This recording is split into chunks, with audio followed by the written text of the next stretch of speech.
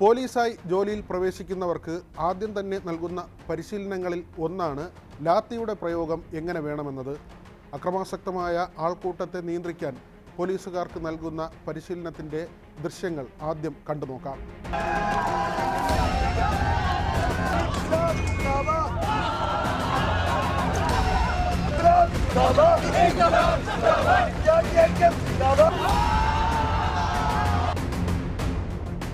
അതായത് പരിശീലനത്തിൻ്റെ ഒരു ഘട്ടത്തിൽ പോലും ലാത്തിയടി തലയ്ക്ക് നേരെ നീളുന്നില്ല. ഇനി 2019 പോലീസ് ആസ്ഥാനം ലാത്തിച്ചാർജ് സംബന്ധിച്ച് പുറത്തിറക്കിയ സർക്കുലർ കാണാം. ഇതിൽ പറയുന്നുണ്ട് ലാത്തിച്ചാർജ് എങ്ങനെ വേണമെന്നത്. തല, നെഞ്ച്, അരക്കെട്ട് എന്നീ ഭാഗങ്ങളിൽ ഒരു കാരണവശാലും അടിക്കാൻ പാടില്ല.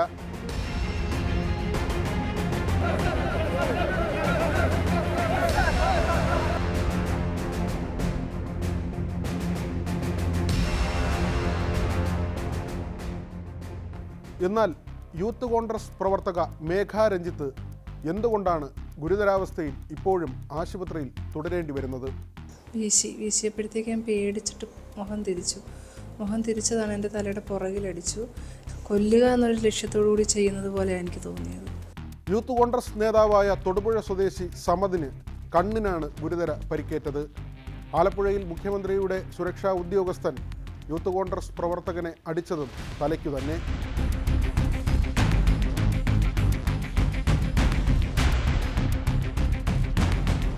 ജീവച്ഛവങ്ങളെ സൃഷ്ടിക്കുന്ന തരത്തിലാകരുത് ലാത്തിച്ചാർജുകൾ. പ്രതിഷേധം ജനാധിപത്യത്തിൻ്റെ ഭാഗമാണ്. അക്രമത്തെ അടിച്ചമർത്താം, എന്നാൽ കൊല്ലാക്കൊലയാകരുത്. V Vinod, news 18, Thiruvananthapuram.